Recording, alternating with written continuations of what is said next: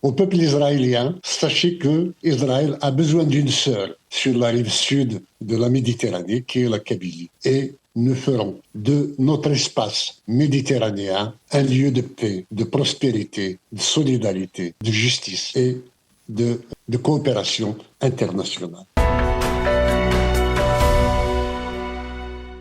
Le 14 décembre 2025, Ferhat Mehini, président du mouvement pour l'autodétermination de la Kabylie, a proclamé l'indépendance de son pays après plus de 60 ans de lutte, une lutte qui se poursuit encore aujourd'hui. Un geste hautement symbolique et un geste aussi qui a trouvé un écho hier, puisqu'à la Knesset, un débat en séance plénière a été consacré justement à la Kabylie à l'initiative du député Dan Ilouz, une preuve supplémentaire des relations chaleureuses entre le peuple kabyle et le peuple juif. Ferhat Mehini est notre invité aujourd'hui. Monsieur le Président, bonjour et merci d'avoir accepté notre invitation. Merci à vous de m'avoir invité. Je suis heureux d'être sur vos écrans et de m'adresser aussi bien au peuple juif, au peuple d'Israël, qu'à l'ensemble de l'opinion internationale. Je tiens d'abord à remercier aussi bien Monsieur le député Daniloz que l'ensemble des députés israéliens qui ont consacré une séance au débat sur la question de l'indépendance de la Kabylie. La Kabylie vous en est reconnaissante et j'exprime chaleureusement mes félicitations pour cet événement. Alors, on va revenir sur cette séance qui a eu lieu hier, Monsieur le Président. Mais d'abord, je voudrais que vous nous rappeliez brièvement l'histoire du peuple kabyle. On le connaît un peu, mais pas assez. Voilà, si vous pouvez le faire en quelques lignes, en quelques phrases. La Kabylie, géographiquement, est située sur la Méditerranée. Elle commence à 60-100 km à l'ouest d'Alger et finit aux environs de Skikda, à quelques 300 km environ. Donc il y a 350 à 400 km de côte de la Kabylie avec une profondeur de 100 à 200 km. C'est un peuple d'au moins 12 millions d'habitants, dont 8 millions sont en Kabylie, 2 millions à Alger et 2 millions en France particulièrement. Nous avons une langue à part, c'est une langue d'origine amazigh, d'origine berbère, et nous avons nos coutumes, nos traditions, nous sommes laïcs, et nous avons accueilli toutes les croyances et nous continuons de les accueillir avec respect et vénération, tout en demandant à chacun de respecter les croyances de l'autre. Nous avons sacralisé les croyances de telle sorte que personne ne puisse attenter au respect et à la croyance de l'autre. Donc la Kabylie prête serment au nom de toutes les croyances. C'est le serment le plus haut qu'on puisse faire à notre niveau. Et la Kabylie est une terre de tolérance, c'est-à-dire que les religions peuvent coexister sans aucun heurts, et les athées, les incroyants, bref, les impies, tout ce qu'on voudrait. Nous sommes un peu animistes sur le plan culturel également, et surtout laïques. Alors justement, depuis longtemps, les relations entre les Kabyles et la communauté juive sont réputées chaleureuses. Comment vous l'expliquez ? Je ne sais pas, probablement par le fait que nous admirions un peuple qui résiste à une idéologie et à une volonté d'effacement et de démantèlement de la part de son environnement. C'est ce que subit la Kabylie exactement. Donc il y a similitude entre les deux situations, sauf que Israël est un État reconnu. La Kabylie l'était jusqu'en 1857. Elle ne l'est plus depuis, mais elle se bat pour recouvrer son indépendance. Il faut rappeler que s'il y a eu guerre d'Algérie, c'était la Kabylie qui l'avait déclenchée et c'était pour recouvrer sa liberté d'abord. Malheureusement, après le colonialisme français, c'est un autre colonialisme qui s'est abattu sur nous, puisque nos troupes étaient épuisées à lutter contre le colonialisme français et à l'indépendance, il y a eu un autre colonialisme, une autre armée d'autres armées qui sont arrivées du Maroc et de Tunisie et qui ont demandé à la Kabylie de déposer les armes. Et il y a eu une guerre pendant 3 ans, de 1963 jusqu'en 65, et cela s'est terminé malheureusement par une défaite. Et depuis, les Kabyles sont considérés comme les nouveaux juifs, le péril interne en Algérie et l'ennemi interne, le bouc émissaire à tous les maux, à toutes les turpitudes du pouvoir algérien lui-même. Voilà. Donc nous avons particulièrement été admiratifs en 1967 quand il y a eu la guerre de 6 jours. L'Algérie avait envoyé même des pilotes kabyles pour lutter contre Tsahal à l'époque. Et nous étions contre ce geste de Boumedienne, mais c'était une armée que nous ne contrôlions pas et qui a fait que, de toute façon, au bout de 6 jours, la guerre était terminée. Israël, on était sortis vainqueurs et nous étions admiratifs de cette volonté, à vivre, à continuer de vivre et à rester debout, malgré les menaces, malgré tout ce qu'il y avait. La Kabylie a été désarmée depuis 1965 et donc la Kabylie se bat à main nue pour recouvrer sa liberté. Alors justement, je voudrais parler de cette lutte, de ce combat que vous menez déjà depuis plus de 60 ans. Et aujourd'hui, en fait, vous êtes le président, vous êtes à la tête d'un gouvernement d'exil. Hein. Comment fonctionne-t-il ? Écoutez, d'abord, nous avons, après cette défaite de 1965 menée par le FFS et sous la houlette de Hussein Ahmed, nous avons tout fait pour nous insérer dans l'Algérie, être algérien. C'est l'Algérie qui n'a pas voulu de nous, quelquefois, en général, c'est l'Algérie qui a refusé de nous accueillir en tant qu'Algériens, tant que nous restions des Kabyles. Il fallait pour l'Algérie que nous abandonnions notre identité, notre culture, et que nous oublions jusqu'à notre histoire. Voilà. Et toutes les politiques culturelles, linguistiques, administratives, départementales menées par l'Algérie depuis 1963 sont orientées dans le sens de l'effacement de l'identité et de la langue et de la culture kabyle, ce à quoi l'Algérie n'est jamais parvenue, bien entendu, puisque nous sommes un peuple résilient, nous sommes un peuple déterminé à rester debout, quoi qu'on puisse être les circonstances. Nous avons décidé de nous battre, comme je l'ai dit, à main nue, donc en faisant appel au droit international et au droit des peuples à disposer d'eux-mêmes. Nous ne sommes pas violents, nous refusons de l'être. C'est un choix civilisationnel de notre part et nous souhaiterions inaugurer pour l'humanité une nouvelle façon d'obtenir la liberté sans passer par les fusions de sang. Alors, j'espère que nous réussirons et que l'humanité puisse profiter de notre expérience. Alors, vous l'avez dit, vous êtes contre la violence, mais par contre, vous luttez en tout cas pour une reconnaissance du droit international, du droit diplomatique.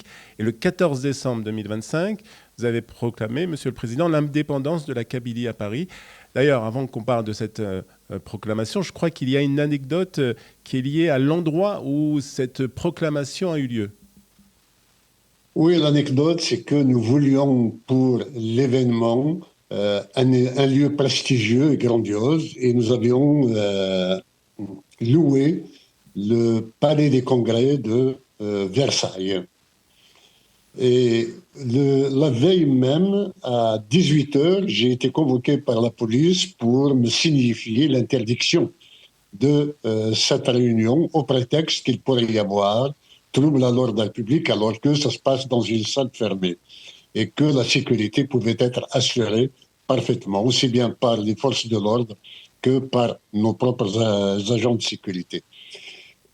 Nous avons interjeté un appel, un référé de Raeur, mais qui n'est pas arrivé à temps. Il a fallu attendre 15 heures le lendemain pour que ce référé puisse être examinée. Et nous, il nous fallait absolument tenir cette réunion, quoi qu'il arrive. Et nous avions trouvé les salons Hoche qui nous ont ouvert leurs portes et nous les félicitons, nous les remercions pour cela et tous ceux qui nous ont aidés à trouver cette salle.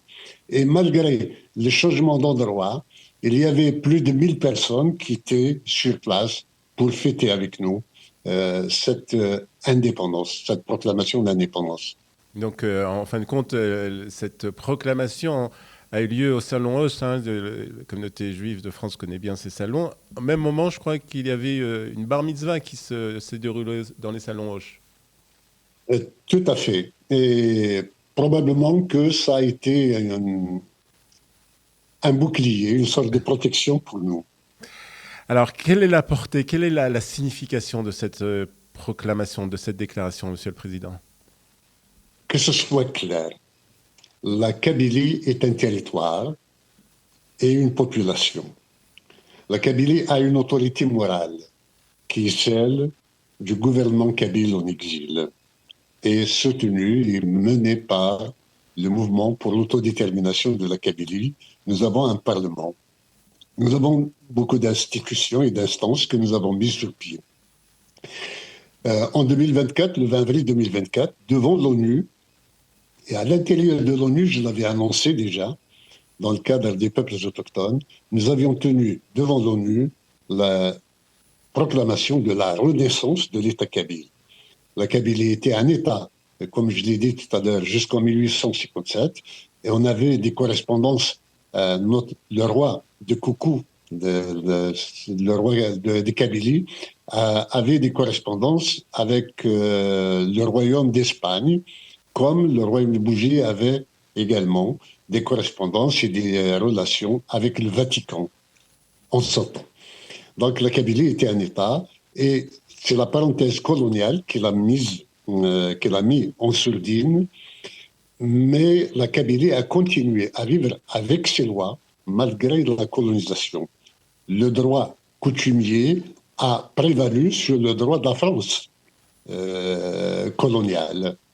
Et c'est l'indépendance, de ce qu'on appelle l'indépendance, qui a été réussie et arrachée par la Kabylie par ailleurs, hein, que nous nous sommes retrouvés devant une autre forme de colonialisme.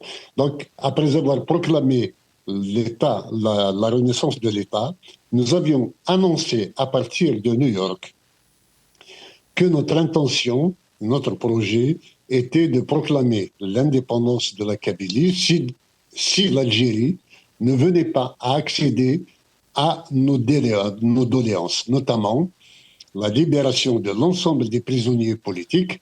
Il faut rappeler que depuis 2021, l'Algérie nous considère comme une organisation terroriste alors que nous n'avons jamais commis d'actes de violence. Et personnellement, je suis condamné à mort et recherché. On a demandé mon extradition alors que je n'ai absolument jamais appelé ni à la violence, ni pratiqué quoi que ce soit de tel.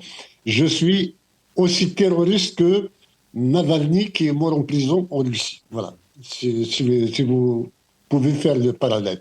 Et donc, j'avais demandé qu'il y ait libération de l'ensemble des prisonniers et l'abrogation de la loi sidérante que l'Algérie a promulguée pour nous considérer comme étant des terroristes, à travers laquelle elle assimile le droit à l'autodétermination ou toute opposition politique à du terrorisme. Donc l'abrogation de cette loi, et ensuite, nous pouvons nous asseoir à la table des négociations pour déterminer les échéances, les modalités d'un référendum qui puisse trancher entre nous. Si la Kabylie veut rester algérienne, c'est son droit. Ils ne sont pas à nous incliner pour ce qui nous concerne. Si la Kabylie souhaite son indépendance, il faut bien que l'Algérie l'accepte également. Malheureusement, cela n'a pas eu lieu. Depuis 2001, depuis qu'ils nous ont massacré nos enfants, en 2001, nous avons créé le mouvement pour l'autonomie de la Kabylie, puis pour l'autodétermination de la Kabylie. Nous avions toujours appelé à négocier avec l'Algérie. Nous n'avons jamais eu une autre réponse que celle de la répression, que celle du mépris, que celle du déni. À partir de là, il y a eu un an qui s'était passé. On devait proclamer notre indépendance le 20 avril, qui est une date symbolique pour nous depuis 1980. Et je me suis dit que nous n'avons peut-être pas suffisamment donné de temps aux décideurs algériens pour prendre la gravité de la situation et qu'on doit repousser encore. Donc nous avons repoussé de 6 mois en espérant un geste de leur part, notamment la libération des prisonniers politiques et l'abrogation de cette loi. Rien n'est venu, donc nous avons choisi la date du 14 décembre 2025 parce que le 14 décembre est la date à laquelle l'ONU, en 1960, en décembre 60, avait reconnu le droit à la décolonisation et le droit des peuples à l'autodétermination. Donc c'est une date symbolique, c'est pour cela que ça a lieu le 14, le 14 décembre 2025. Voilà. Est-ce que vous avez eu des réactions? Est-ce qu'il y a eu des réactions des autorités algériennes à cette annonce? Aucune. Officiellement, il n'y en a aucune. Ils lâchent un peu la meute des réseaux sociaux qui sont à leur solde pour nous dénigrer, mais officiellement, il n'y a aucune réaction qui soit arrivée de la part du gouvernement algérien. Alors hier, comme on l'a dit, hein, Monsieur le Président, pour la première fois, il y a eu un débat. C'était la première fois que ça avait lieu en séance plénière dans un parlement dans le monde entier. Et ce débat a eu lieu donc à la Knesset israélienne, à l'initiative de Dan Ilouz. Est-ce que vous vous y attendiez et est-ce que c'était un moment important pour vous? Je ne m'y attendais pas. Toutefois, cela fait longtemps que je lance des signes à Israël pour prendre en considération la revendication de la Kabylie, d'entretenir des relations diplomatiques les plus saines.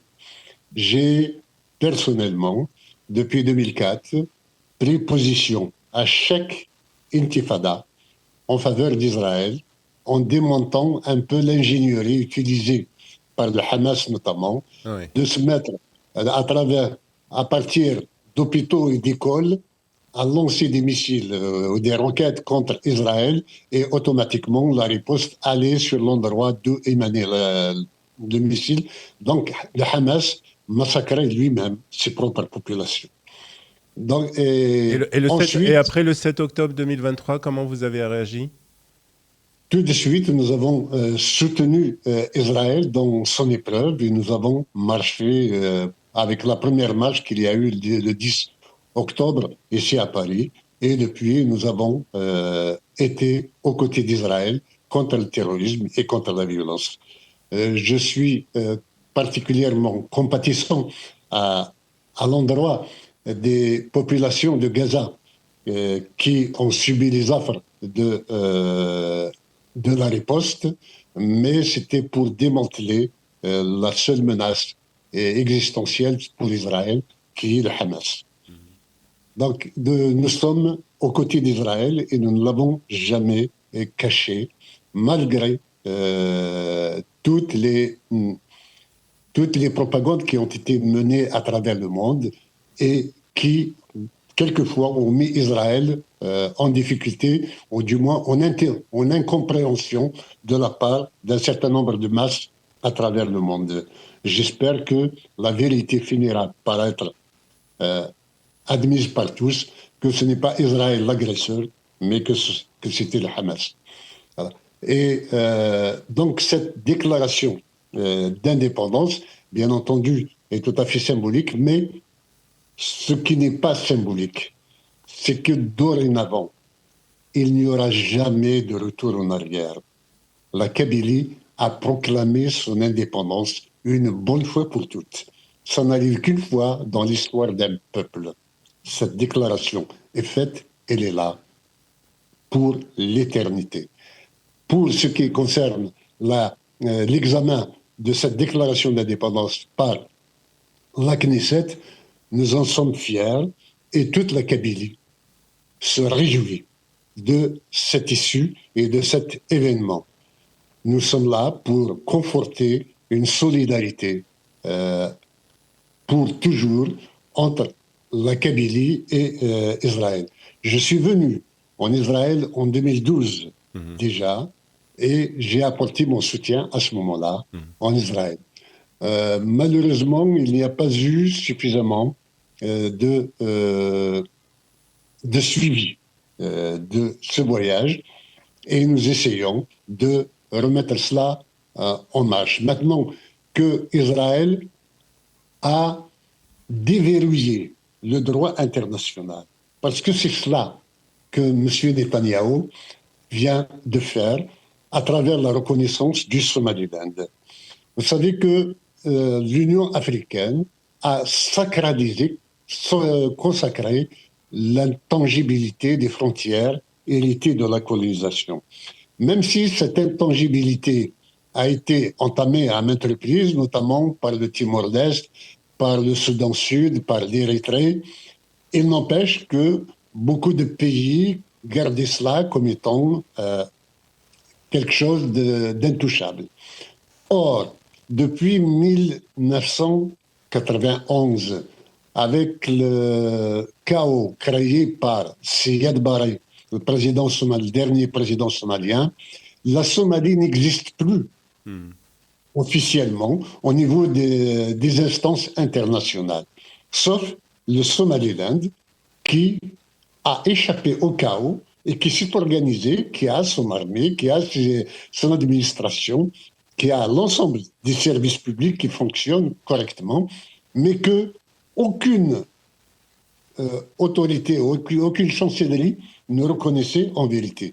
C'est en 2010 que j'avais déjà personnellement mis le doigt sur l'injustice qui frappait le Somaliland.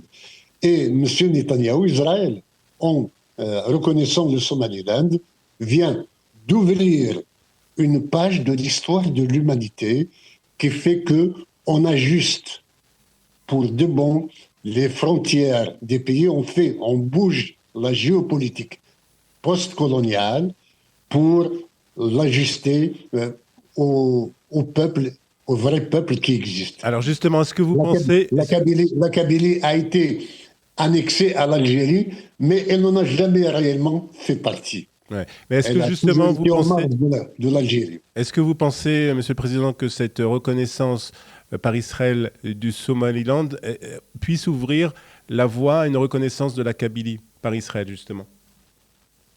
Bien entendu. Cette reconnaissance est aussi faite non seulement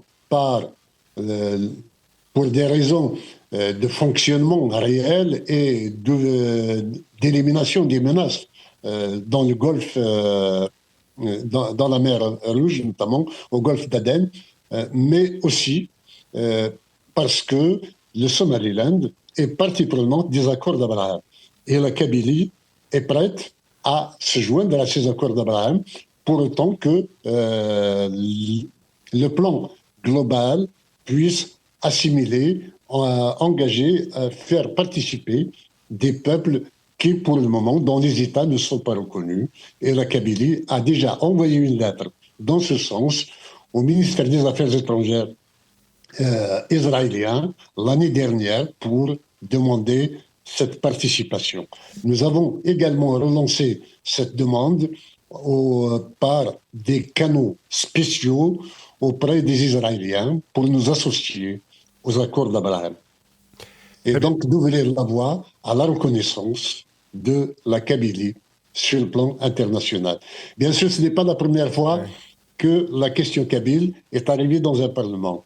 Il y a ici en France Madame Valérie Boyer qui est déjà intervenue à 2 reprises auprès du Parlement français. Nous avons été reçus aussi bien au Parlement qu'au Sénat français. Nous avons été reçus au Quai d'Orsay à un moment donné. La question a été posée également au niveau du Parlement canadien à Ottawa comme En Angleterre également, Mhm. nous avons été reçus à la Chambre des Lords et euh, au Parlement britannique. Mais c'est la première fois que la question de l'indépendance de la Kabylie, proclamée il y a juste quelques jours, il y a un mois, que cette déclaration est mise en examen, est mise en débat dans un Parlement et le mérite et l'honneur en reviennent au Parlement israélien et nous lui sommes éternellement reconnaissants, aussi bien pour l'institution, pour ses initiateurs, les initiateurs de ce débat, que pour Israël et son Premier ministre. Très bien, Monsieur le Président, on va devoir conclure. Juste un mot pour finir, un message que vous souhaitez adresser au peuple israélien et au J'adresse, peuple juif. j'adresse, j'adresse deux messages. Le premier à mon peuple, au peuple kabyle. Je vous ai mené sur la voie du pacifisme. Beaucoup n'y croyaient pas. Connaissant la, le modus vivendi ou operandi des libérations nationales. Nous sommes en train de réussir un miracle et nous le réussirons. La Kabylie redeviendra bientôt indépendante et le colonialisme que nous subissons de la part des autorités algériennes prendra fin un jour ou l'autre et nous espérons qu'il le sera plus tôt que prévu. Au peuple israélien, sachez que Israël a besoin d'une sœur sur la rive sud de la Méditerranée, qui est la Kabylie. Et nous ferons de notre espace méditerranéen un lieu de paix, de prospérité, de solidarité, de justice et de coopération internationale. Voilà. Vive l'amitié et la fraternité israélo-kabyle. Ferhat Mehini, merci beaucoup d'avoir été avec nous. Merci, Monsieur le Président, d'avoir été avec nous. Au revoir.